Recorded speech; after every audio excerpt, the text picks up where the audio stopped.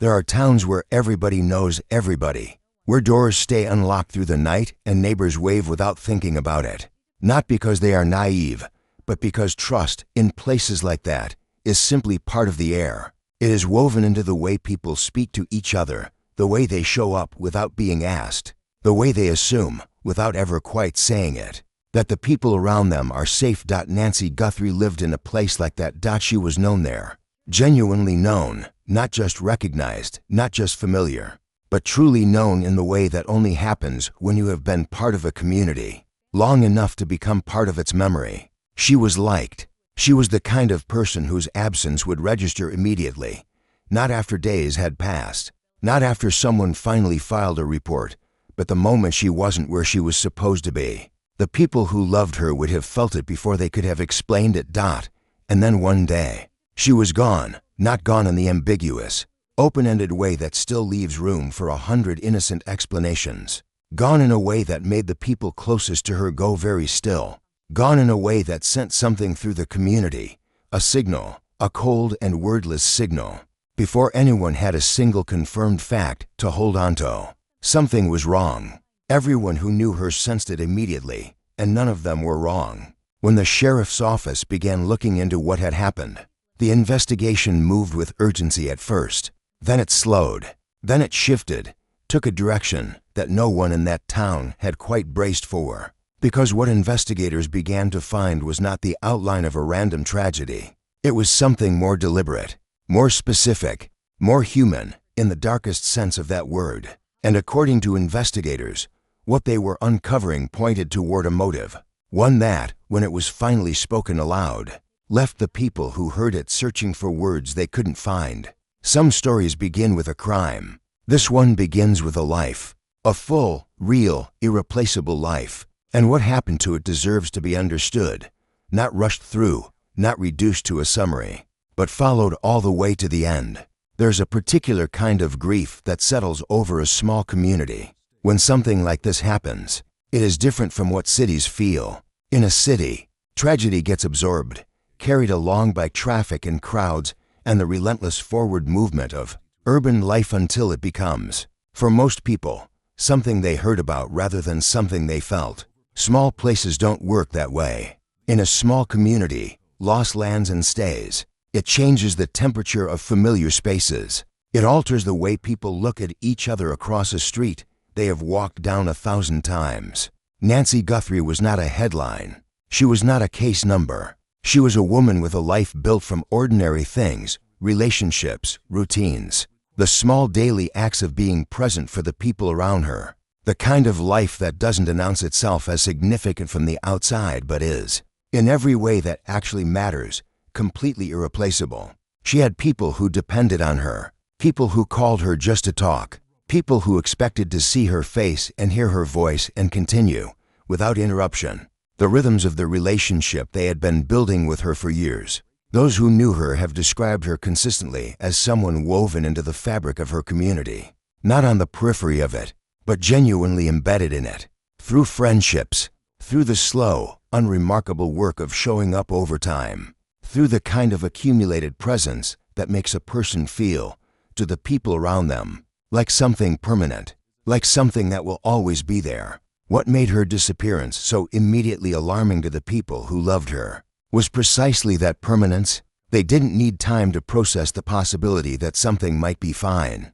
They knew, with the bone-deep certainty that comes from truly knowing another person, that it was not.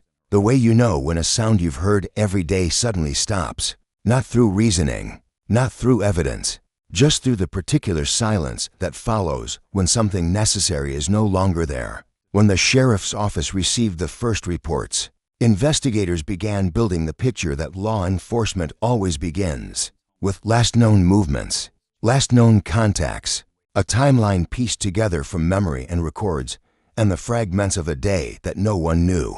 At the time, they should have been paying closer attention to.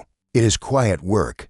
It rarely offers clean answers in its early stages. But in this case, according to reports, certain details began surfacing early. Small inconsistencies, gaps in the timeline that didn't resolve the way innocent gaps tend to resolve.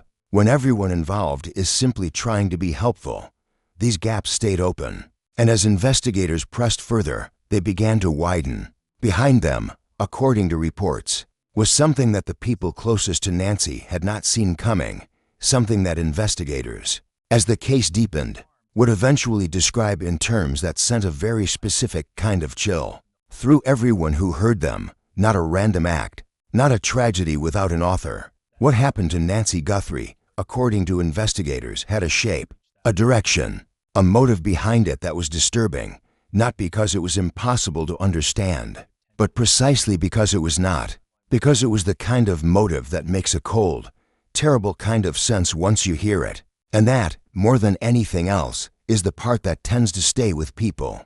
Before the investigation, before the reports, before this became a story that strangers followed with held breath, there was just a life, quiet and full and completely real. Nancy Guthrie moved through her days in ways that the people around her recognized, without having to think about it. She was present in the particular way that genuinely caring people are present, not occasionally, not in grand gestures, but in the steady, unremarkable consistency that makes someone feel like a fixed point in the lives of others. She noticed things. She remembered things. She was the kind of person who could tell, before you had said a word, that you were having a hard day. The words people used to describe her carry a striking similarity, as though everyone who knew her was independently arriving at the same truth: warm, dependable, someone who showed up when it mattered. These are not words people reach for out of obligation or sentiment.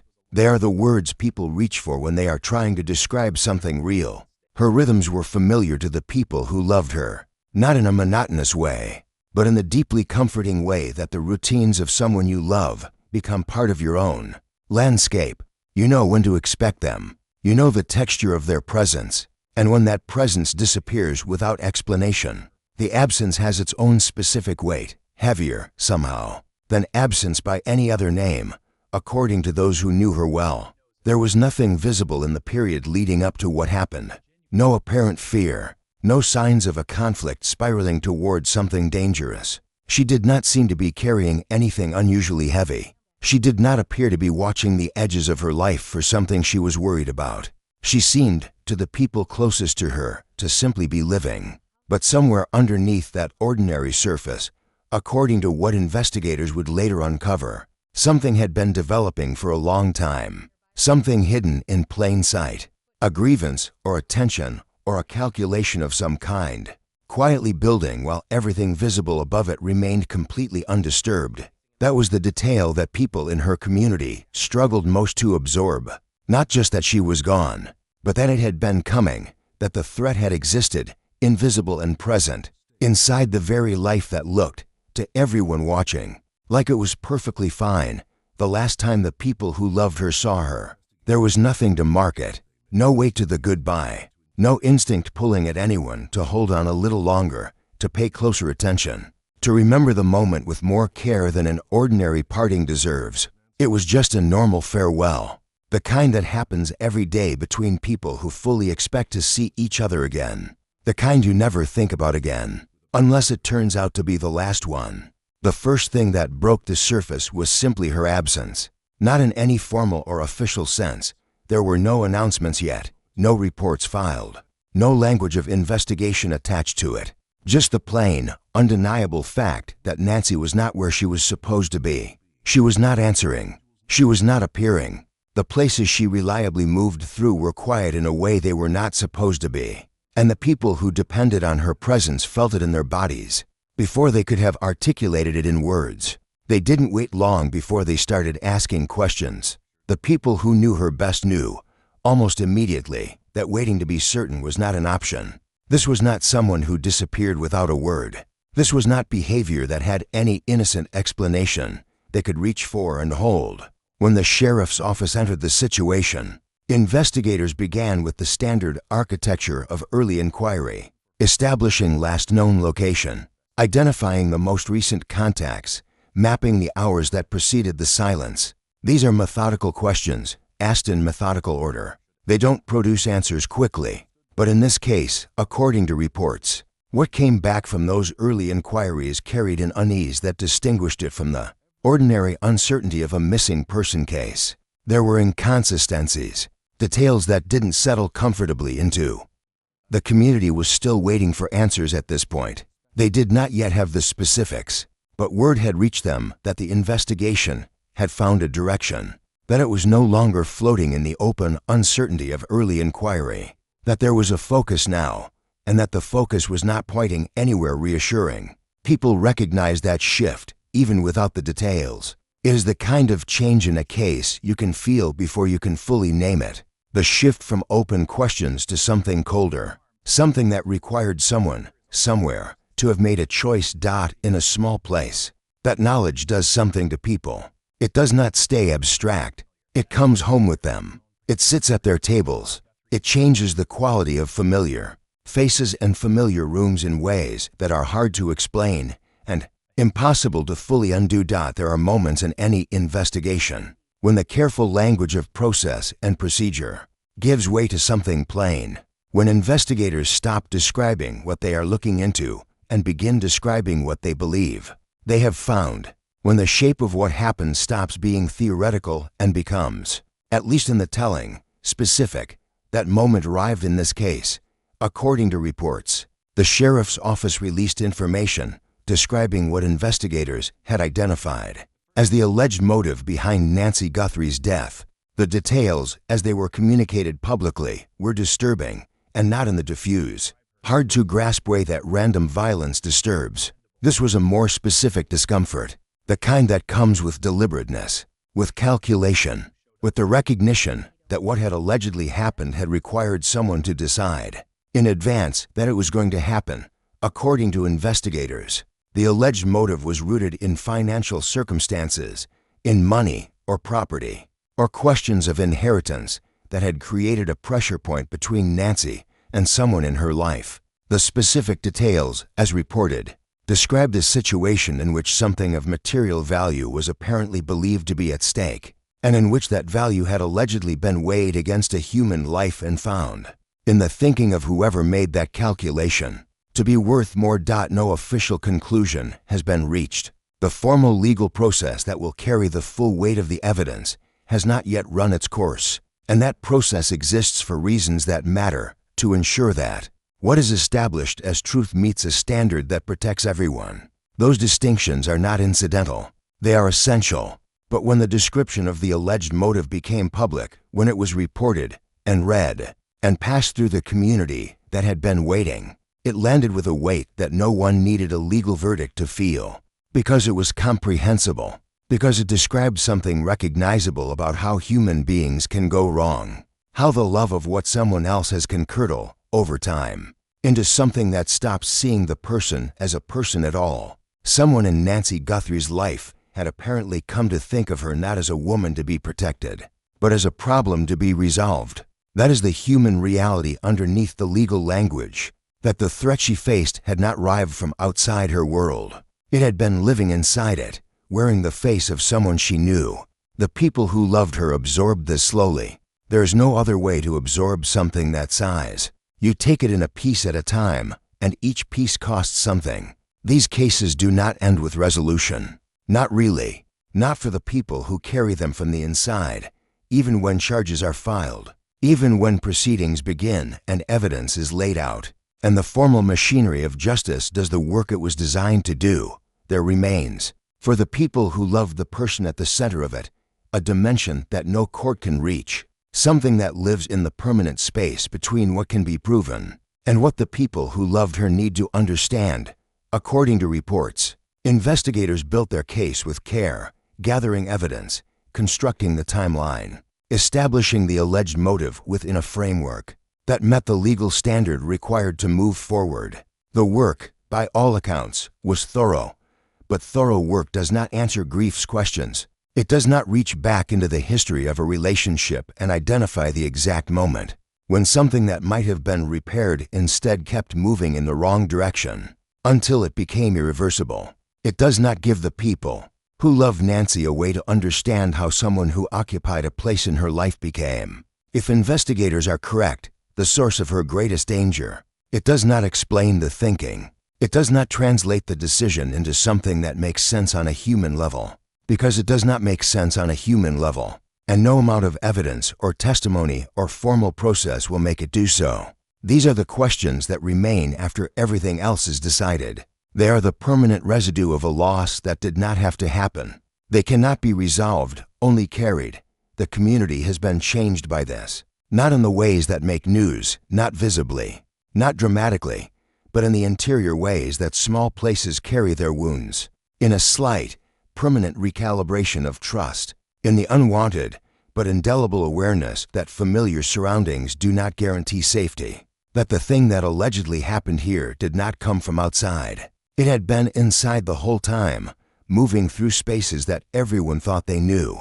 What remains, past the proceedings and the investigation and whatever justice eventually looks like in this case, is the memory of a woman who deserved more, who deserved to keep living the ordinary days she had built, who deserved to grow older inside the community she had become part of, to keep showing up in the lives of the people who depended on her, to keep being the fixed, reliable, irreplaceable presence that everyone who knew her took for granted in the way. We only take for granted the things we cannot imagine losing.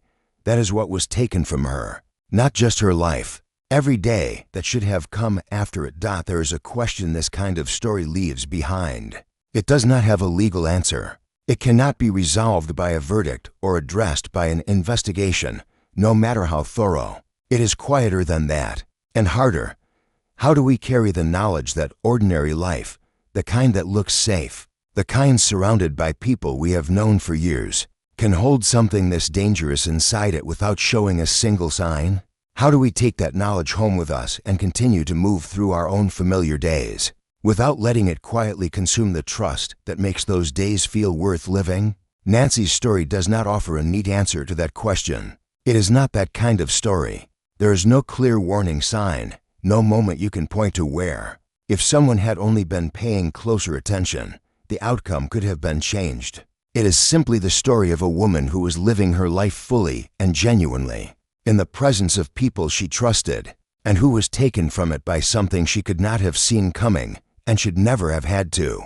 The people who loved her will carry two things simultaneously for the rest of their lives: the grief of her absence and the particular disorientation of learning, after she was gone, that the threat had been there the whole time, present and invisible in equal measure, moving through the same ordinary spaces they had shared with her, hiding inside a life that looked, from every available angle, completely fine. The investigation has continued, according to reports, and the case is being treated with the seriousness it demands. No official conclusion has been reached. The proceedings ahead will carry the responsibility of establishing, through evidence and legal process, what actually happened and to what degree. That process matters. It is how truth gets separated from assumption, and it deserves the time and rigor it requires. But legal process does not fill the space a person leaves. It does not undo the change that Nancy's absence has made in the community that knew her. It cannot reach back into the texture of daily life in that place and restore what was quietly altered the moment people understood what had allegedly happened and where it had allegedly come from. What a careful, honest investigation can do, what this investigation appears to be attempting to do, is see clearly, to name what happened as precisely as the evidence allows, to treat what was done as something that matters, to give the people who loved Nancy the knowledge that her life was counted, that what allegedly happened to her did not go unseen, and was not treated as something small or ordinary or acceptable. She deserved that. She deserved to have her loss taken seriously. She deserved, if investigators are correct about what they have found, to have the person responsible held accountable for the choice they allegedly made. And she deserved more than any of that, more than any of the formal language of justice can capture, to still be here, to be waving to her neighbors in the morning, to be answering her phone, to be the kind of reliable, present, deeply known person that the people in her life had come to count on without ever quite realizing, until she was gone, how much of their daily world had been built around her being in it. That is what was taken, and there is no verdict in the world that gives it back. If this story stayed with you, if something in it made you hold your own people a little closer in your mind, Or think a little longer about the lives that surround you and what it would mean to lose them. Take a moment to leave that thought below. What part of this stayed with you? What question are you still sitting with? If you believe that stories like Nancy's deserve to be told with,